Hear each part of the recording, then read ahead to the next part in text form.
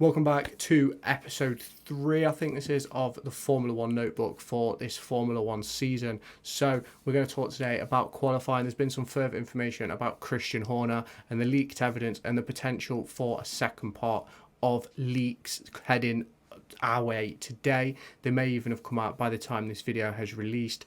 The rumour is that the second part, which is the rest of the evidence, is going to be leaked today at 6 p.m. UK time, but we'll see what happens with that. So let's now get into qualifying, and then we'll have a bit of a further discussion about Christian Horner, because I've had a few comments about it recently, so I think it's worth talking about. So Alpine, we can completely tell now why they have a lot of carbon fibre on their car. They're just not anywhere really. They're quite far behind at the back. Gasly put it into P20 and Esteban Ocon in P19. Ocon did his best Lewis Hamilton impression with his "we keep pushing" on the team radio at the end of the race. So it's going to be, well, end of qualifying, not the race. So it's going to be interesting to see how they get on in the race tomorrow. Hopefully they have a better race car than they do qualifying car, because otherwise it's going to be a really, really disappointing season for them. And I can see both drivers getting on the phone, looking for drives. We know there's lots of contracts out there available, because obviously there's 10 drivers, 12 drivers out of contract at the end of this season. If you haven't already, make sure you hit that red button down below or in this top corner to subscribe to the channel. Really helps us out, and make sure you like and share this video with all of your Formula 1 friends. So I could see both Gasly and Ocon looking for other seats if this Alpine car doesn't get any better. Then we're going to talk now about the Williams. Logan Sargent put it into P18 and Alex Albon into P13. Qualifying grid was quite tight. I believe there was just a second separating first from last place, Gasly. So it's a really tight grid in qualifying. What I'm really interested in is that going to translate into race pace. Now, Sargent put his Williams into P18, Alex Albon into P13. So that's good for both of them. I think Sargent would have wanted to be a little bit closer, but with the tightness of the field, hopefully they can get a little bit closer throughout the rest of the season. Next up, let's talk about the two Saubers. They look really nice out on track. I'm a big fan of their new livery, but it is disappointment in P17 for Guan Yu Zhou and P15 for Valtteri Bottas. Obviously, let me know your thoughts on the qualifying order down below in the comments, but for me, I think they'll have been expecting a little bit more. Obviously, you've got Audi coming in 2026.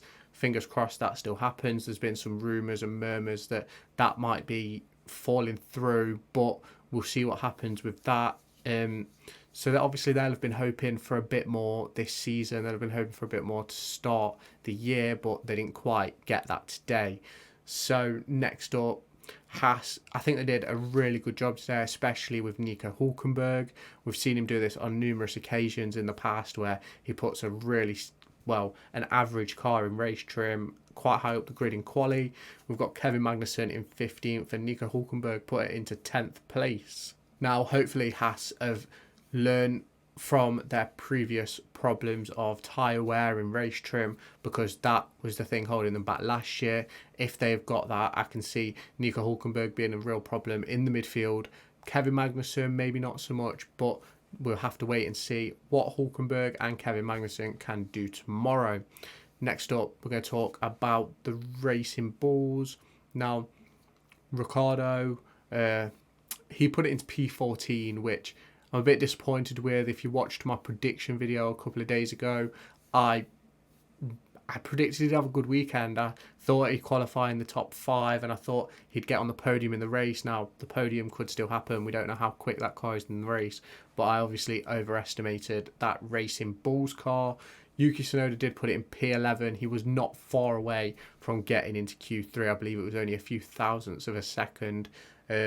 At the end of this segment, I'll put the timings all up on screen, so stay tuned for that. Next up, we're going to talk about the Aston Martins. Lance Stroll put it into P12. I think he'll be a bit disappointed not to get into Q3, especially with Fernando Alonso putting it in P6. But again, it just shows the difference in teammates. And it's a very similar case with Aston Martin as it is with Red Bull. But But we're going to go now on to Mercedes now. Lewis Hamilton is going to be very disappointed. He spoke over the winter and last season about what needing to improve his qualifying, but again, he's put it in P9. Not a great lap, and it was a real struggle for the Mercedes in qualifying today. Now, the thought process behind it is that they've gone more towards race trim, but we'll see what happens with that. His teammate George Russell put it into P3, but there was only about 2/10 separating ninth from second, I think it was, something like that. And then it was the same gap between Leclerc and pole. So, yeah, so it's difficult for Mercedes. Obviously, realistically, they're a year behind on development on everybody else. Now we're going to talk about the McLarens. They're next to each other, like the Saubers in P8 and P7. Sorry if you can hear my cat in the background. Piastri put it in P8 and Norris in P7. I think they'll be quite happy with that, especially getting ahead of a Mercedes, but they are sitting behind one of the Aston Martins, so it's a bit of a catch-22 really, but we'll see how the race shapes out tomorrow. Hopefully the Mercedes and McLarens both have more pace. Let's now talk about the Ferraris. You've got Leclerc in P2, 2/10 behind Max. You've got Carlos Sainz, who's trying to show himself a seat for next season. He put himself into P4, which is very good. And yet again, we're going to be having this conversation about Sergio Perez and Max Verstappen. Sergio Perez put it into P6. And realistically, that car should be P2. I think we all know that. And anybody who says otherwise, I feel a bit bad, because that Red Bull car is incredible. There is a cat down here. As we spoke about during testing and yesterday and the day before, the Red Bull is going to be the car to beat, and personally I think Max and Sergio should lock out the front row every week, but we're not going to see that. We know that because Sergio isn't that driver. So let's just see what happens in the race. I am going to make some race predictions now. I do think Lewis Hamilton is going to end up finishing ahead of George Russell, but I think the podium is going to be Verstappen, Leclerc and Perez.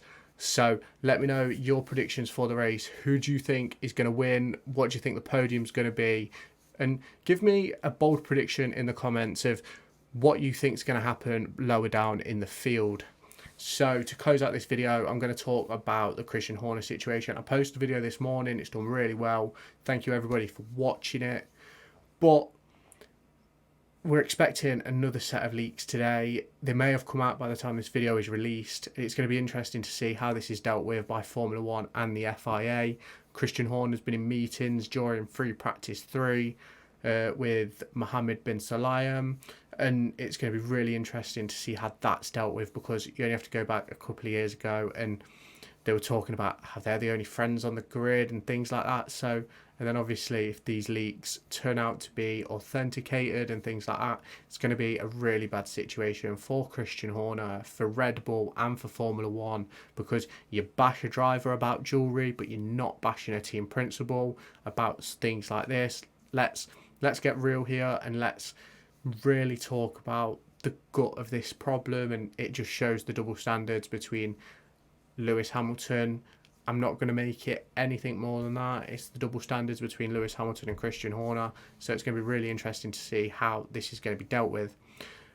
Obviously, make sure you hit that subscribe button. Let me know your thoughts down in the comments. Give me your predictions for the race, and I'll catch you in the next video. Make sure to go and find me on TikTok, pictured here, and Twitter, pictured here.